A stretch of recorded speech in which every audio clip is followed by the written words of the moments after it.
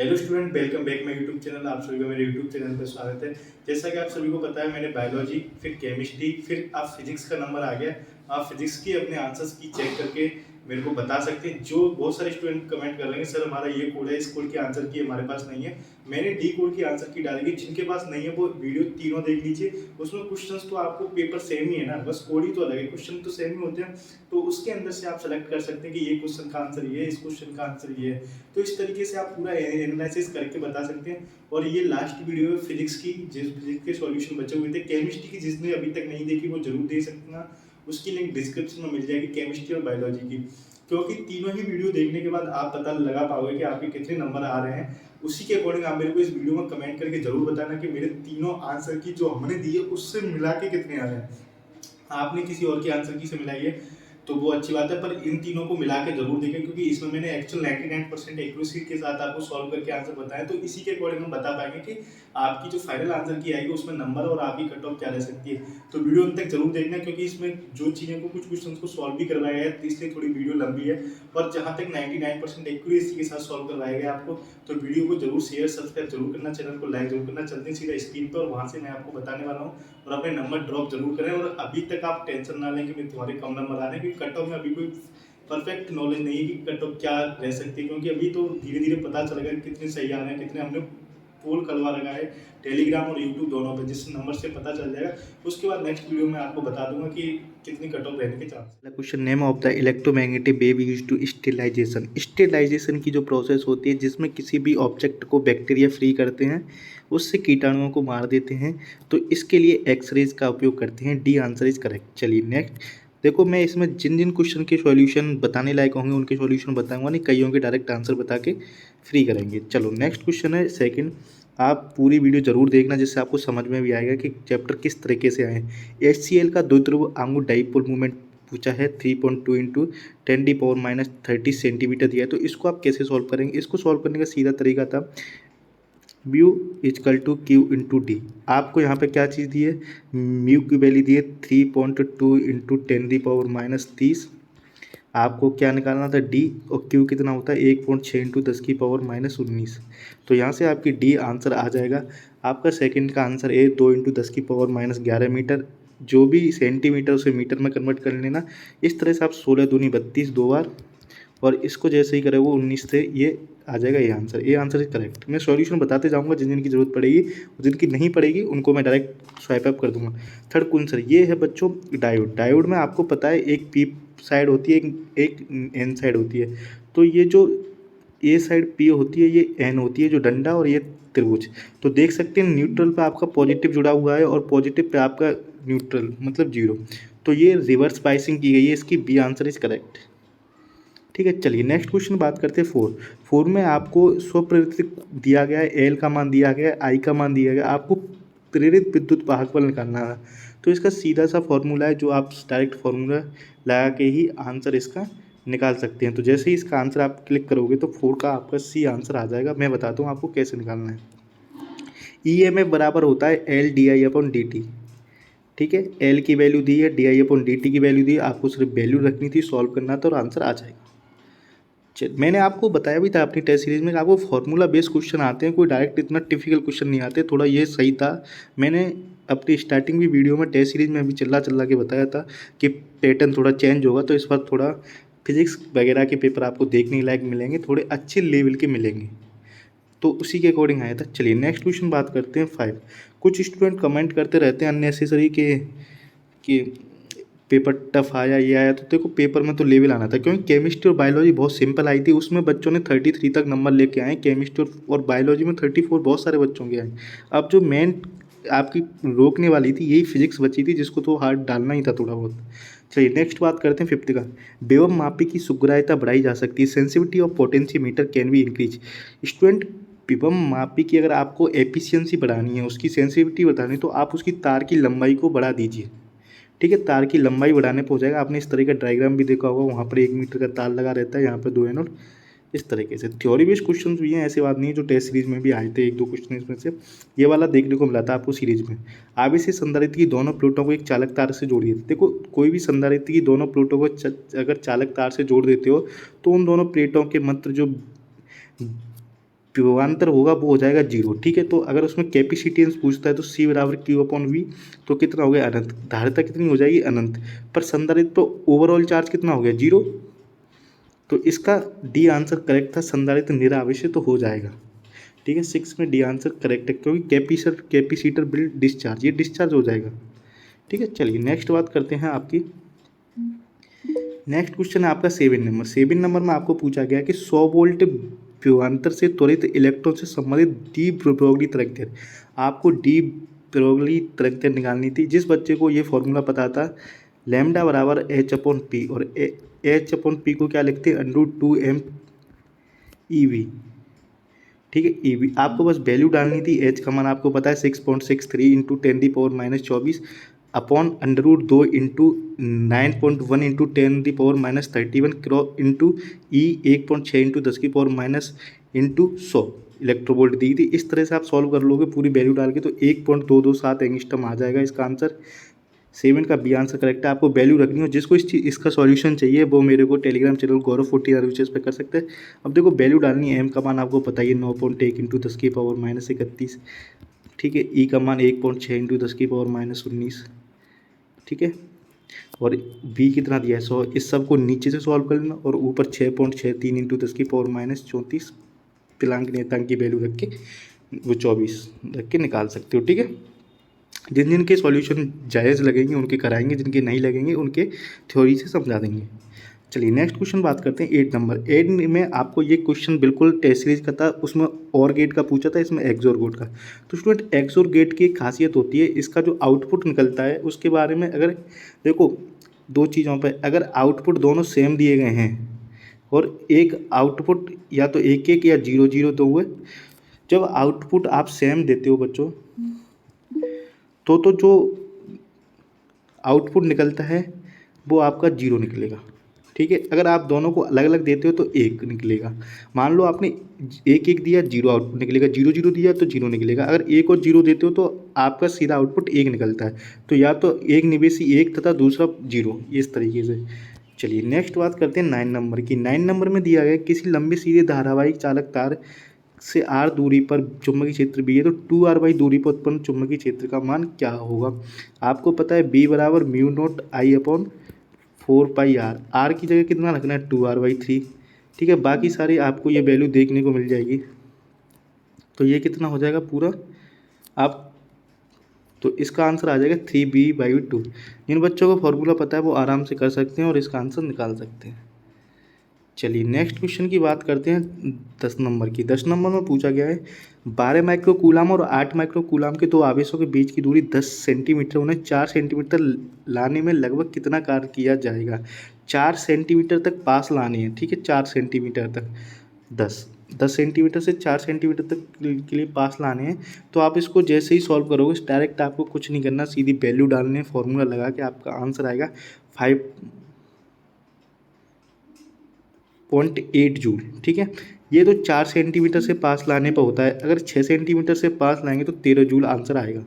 ठीक है, तो ये आंसर करेक्ट है और एक बार आंसर किया जाएगी तो कंफर्म हो जाएगा, क्योंकि इसमें क्या है कई क्वेश्चन में हिंदी इंग्लिश में बहुत डिफरेंस हो जाता है ट्रांसलेट करने में।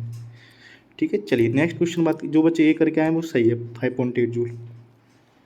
चलिए नेक्स्ट क्वेश्चन बात करते हैं 11 में किसी माध्यम का अपवर्तनांक 2 है तो उसके लिए क्रांतिक कोण, उसका रेफ्रेक्टिव इंडेक्शन 2 है तो क्रांतिक कोण पूछा गया है। ठीक है, तो क्रांतिक कोण क्या होता है sin 1/n। n क्या है इंडेक्स 1/2 और sin 1/2 किसकी वैल्यू होती है sin 30 की। तो 11 में आपका सी आंसर करेक्ट है। चलिए नेक्स्ट क्वेश्चन बात करते हैं 12 नंबर में। डायरेक्ट फार्मूला पूछा गया था, विस्थापन धारा क्या होती है। विस्थापन धारा होती है आपकी ε0d∅e/dt। C answer correct. धारा घनत्व, तो यहाँ बहुत बच्चे गलती करके आए थे, घनत्व देख के वो MQ लगा रहे थे, पर उनको नहीं पता धारा घनत्व का मतलब होता है किसी धारावाहिक चालक के एकांक क्षेत्रफल से गुजरने वाले इलेक्ट्रॉनों की संख्या, मतलब आवेश। तो A/m²। ठीक है, J बराबर I/A होता है, ये तो आपको पता ही होगा। तो इसका सेकंड आंसर करेक्ट था 13 का। चलिए नेक्स्ट क्वेश्चन बात करते हैं। आपको अच्छा लग रहा है, वीडियो अच्छे से समझ में आ रही तो प्लीज़ चैनल को सब्सक्राइब ज़रूर करें, लाइक करें।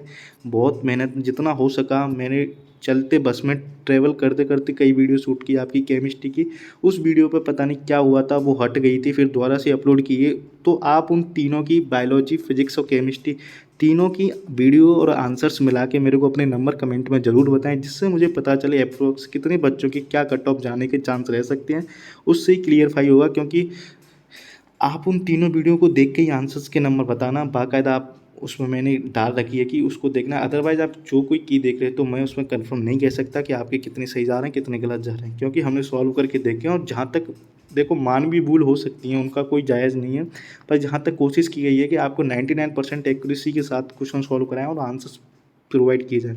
तो प्लीज़ सारी वीडियो ज़रूर देखना, तभी आंसर को कमेंट करके जाना।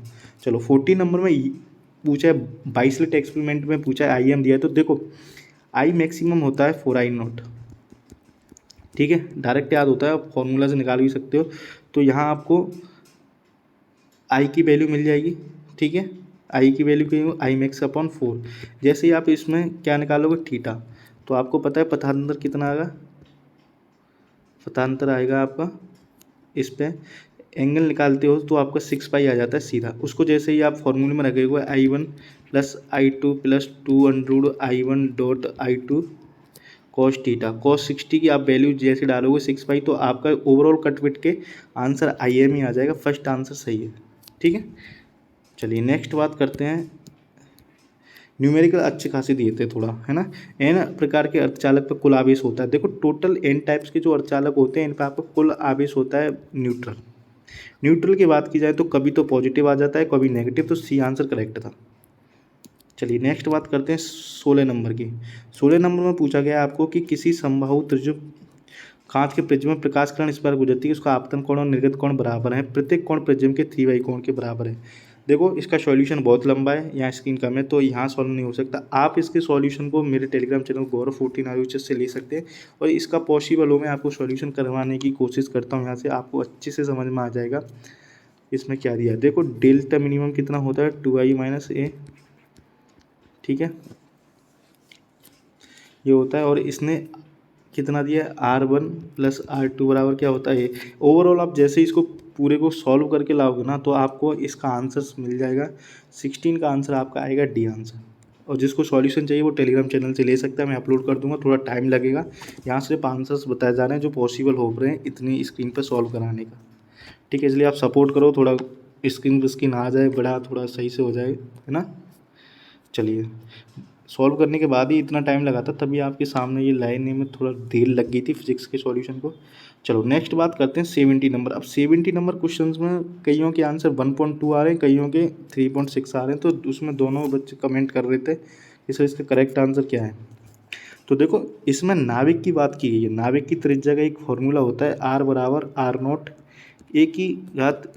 A⁴ और जो A होता है इसमें 1/3। जो R0 की वैल्यू फर्मी में आती है वो 1.2 आती है। आपको सिर्फ कुछ नहीं करना था, 1.2 × A0 27 का 1/3 करोगे तो कितना आएगा 3। तो ठीक है, आप इसका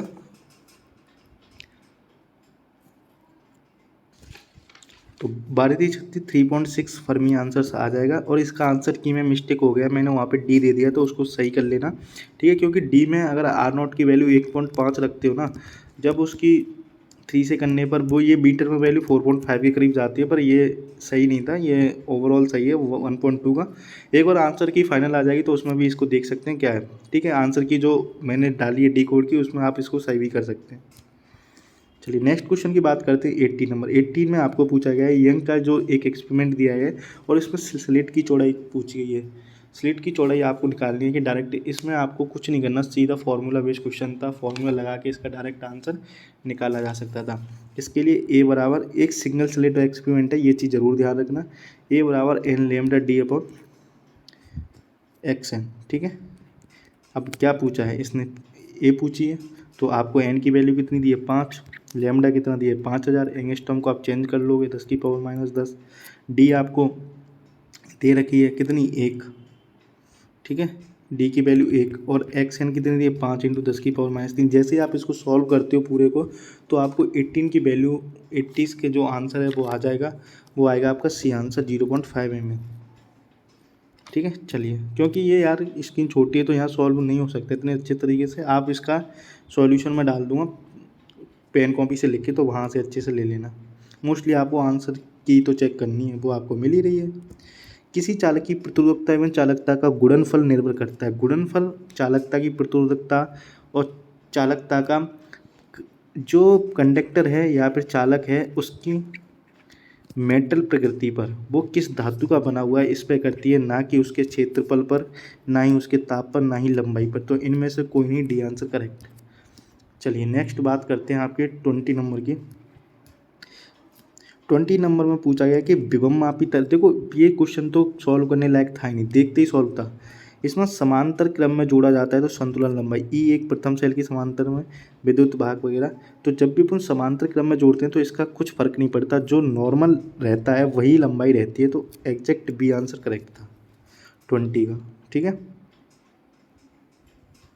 पैरेलल में नो इफेक्ट रहता है, ये ध्यान रखना। विभव मापी के प्रयोग में विद्युत भाग बल ई का सेल लंबाई एल संतुलित है, दूसरा सेल जिसका विद्युत भाग सेल भी ई है तो प्रथम सेल के विभवांतर में जोड़ा जाए इस तरह से। एक तो पूरे चार्ट से वो जुड़ा हुआ है एक सेल, ठीक है। अगर इसके पैरेलल में अपन जोड़ देते हैं तो कोई फर्क नहीं पड़ता, एल ही रहता है। ठीक है। जिसने नीट की प्रिपरेशन की है तो वो अच्छे से सॉल्व कर पाएगा। चलिए नेक्स्ट क्वेश्चन करते हैं 21। कोई आवेशित कण जो एक समान चाल से गति करता है तो उत्पन्न करता है, जब केवल एक समान चाल से गति कर रहा है, अगर ये त्वरित होता तो चुंबकीय क्षेत्र, चुंबकीय तरंगें और विद्युत क्षेत्र तीनों उत्पन्न करता है। केवल चल रहा है तो विद्युत और चुंबकीय क्षेत्र उत्पन्न करता है। C answer correct. चलिए नेक्स्ट क्वेश्चन करते हैं 22 नंबर। एक आवेशित कण समचुंबकीय क्षेत्र के समानांतर प्रवेश करता है तो कण का पथ कैसा हुआ। अगर पैरेलल में एंटर कर रहा है तो 180 डिग्री पर घूम के सर्कुलर पथ का निर्माण करता है, ठीक है, वृत्त का।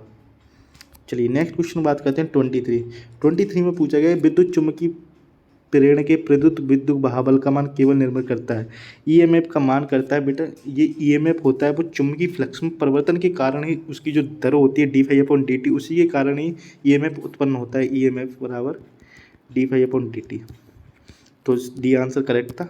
चलो नेक्स्ट क्वेश्चन अच्छा था 24। ये एक लेंथी क्वेश्चन था, इसमें आपको डायमेंशन से चेक करना था। तो देखो जैसे ही आप इसको सॉल्व करते हो तो एल और आर की ओवरऑल डायमेंशन टी टाइम के फलन में आती हैं, ठीक है। इसकी भी टी आएगी सॉल्व करने के बाद, इसकी भी टी आएगी, क्योंकि सॉल्व करने में बहुत टाइम लगेगा। पर आप जैसे ही टी इनवर्स, ठीक है, टी और टी, तो इसमें जो डिफरेंस था वो बी था 1/√LC। चलो नेक्स्ट बात करते हैं अपना 25। एक खगोलीय सूक्ष्मदर्शी के अवदर्शक में अभिनेत्र लेंस की क्षमता 5 है और उसकी 20 दी गई है। तो इनमें प्रतिबिंब अनंत पर बनता है। दूरदर्शी की आवर्धन क्षमता निकालनी है। आवर्धन क्षमता निकालनी है, आपको कुछ नहीं करना है, इसमें डायरेक्ट फार्मूला बेस्ड क्वेश्चन था, आपको फार्मूला लगाना था और आंसर लाना था।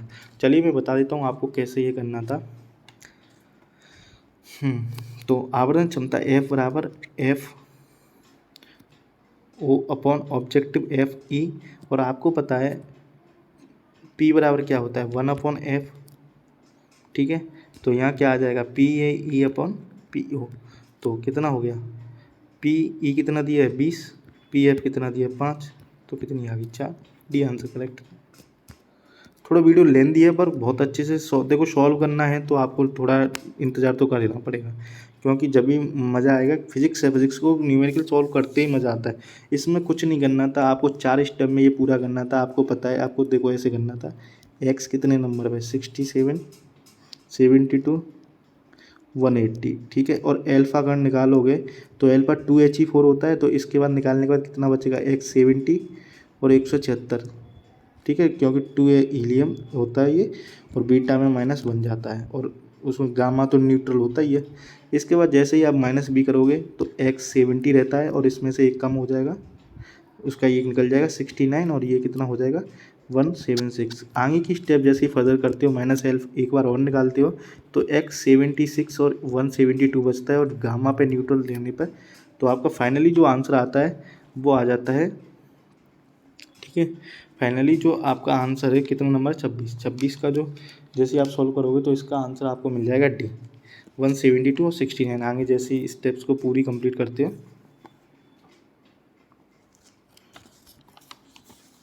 69 है ये, है ना 69। चलिए नेक्स्ट क्वेश्चन बात करते हैं 27 में आपने एक रिलेशन पढ़ा होगा एन एच अपॉन 2 पाई। तो यहाँ जो एन की वैल्यू कितनी है 2, एन बराबर 2। अब 2 को पता है आपको एनर्जी निकालनी है तो -13.6/2 उसके ऐसे करते हो तो -3.4 इलेक्ट्रॉन वोल्ट आ जाती है। चलिए हाइड्रोजन की पूछा है, किसी और एटम की नहीं पूछी, तो हमने एच वो एम उसका जेड का मान 1 ले लिया था। सबसे इजी क्वेश्चन, 100% दक्षता दी गई है, आपको निकालनी है आईपी और आईएस निकालना है। ठीक है, क्या निकालना है? आईपी और आईएस। इसको आप डायरेक्ट ही कर सकते हो। इसको नीटा अगर 100% है दक्षता तो वी एस आई एस बराबर आई पी और बी पी। आप जैसे इसको सॉल्व करोगे तो I S upon I P और B P upon B S. ठीक है, अब आपको क्या पूछा है? आपको पूछा है पहले, हाँ मतलब वोल्टता का अनुपात पूछा है, पहले प्राथमिक कुंडली और द्वितीय कुंडली। तो आई एस कितना दिया है 2 और ये 1, तो 2:1 डी आंसर करेक्ट था। चलिए नेक्स्ट क्वेश्चन बात करते हैं 29 नंबर में। 29 नंबर में पूछा गया है दहली आवृत्ति से अधिक आवृत्ति के प्रकाश के लिए प्रकाश विद्युत प्रभाव के प्रयोग की उत्सर्जित इलेक्ट्रॉन की संख्या समानुपाती होती है। आप भी किसी भी प्रकाश विद्युत प्रभाव के लिए जितने जो फोटोन किसी धातु की प्लेट्स पर टकराते हैं उसी की संख्या पर डिपेंड करती है। ठीक है, डी आंसर करेक्ट। चलिए नेक्स्ट क्वेश्चन बात करते हैं 30, थोड़ा स्पीड बढ़ाता हूँ मैं अब। ई बी में चुंबकीय तरंग की विद्युत चुंबकीय क्षेत्र सदिश है, तो विद्युत चुंबकीय तरंग का संचरण किस दिशा में होगा? तो ई क्रॉस इंटू बी क्रॉस के अनुदिश। डायरेक्ट ही है कि बुक से सीधा उठाया गया है, सी आंसर करेक्ट था। चलिए निर्वात में स्थित इकाई धनाभि से निकलने वाला संपूर्ण फ्लक्स फाइव बराबर 1/एप्सिलॉन, तो इसको ऊपर लोगे तो epsilon inverse, D answer correct. चलिए नेक्स्ट बात करते हैं, ये वही से पेपर है पूरा। नेक्स्ट बात करते हैं आपका 32 में पूछा गया है कि किसी माध्यम का अपवर्तनांक √3 है तो उसके लिए ध्रुवण कोण का मान कितना होगा? किसी माध्यम का अपवर्तनांक √3 है तो उसके ध्रुवण कोण का मान क्या होगा? तो tan थीटा बराबर कितना होगा? म्यू कितना दिया है आपको √3, तो थीटा बराबर कितना है 60 डिग्री। अब जब पता है माध्यम एयर है तो sin थीटा बराबर म्यू sin r। ठीक है, sin थीटा कितना है 60, तो √3/2 और sin r कितना है 1/2। जैसे ही आप इसको सॉल्व करोगे तो आपका 30 आंसर आ जाएगा। ऐसे ऐसे करना है, मैं बता देता हूँ, है ना। 32 में आपका 30 डिग्री आंसर करेक्ट है। चलिए नेक्स्ट क्वेश्चन बात करते हैं 33। नीति कोण 0 डिग्री किस पर होता है? तो चुंबकीय इक्वेटर पे नीति कोण का मान चुंबकीय इक्वेटर पे 0 होता है, करेक्ट। और बाकी वीडियो देखने के लिए पूरी धन्यवाद। केमिस्ट्री की वीडियो जरूर देखना। अब तीनों वीडियो का एनालिसिस करने के बाद मेरे को एक चीज़ बताना कि आपके कितने नंबर आ रहे हैं, उसी के अकॉर्डिंग मैं आगे की कट ऑफ पे विश्लेषण करके बता दूंगा। वीडियो अच्छी लगती तो जरूर चैनल को सब्सक्राइब करें, शेयर करें, और सब्सक्राइब करना तो बिल्कुल ना भूलें, लाइक ज़रूर करना, जिससे आपको आंसर्स, आप ओवरऑल आपके 100 क्वेश्चन सॉल्व हो चुके हैं और आप अपने आंसर्स की मिला लें। धन्यवाद।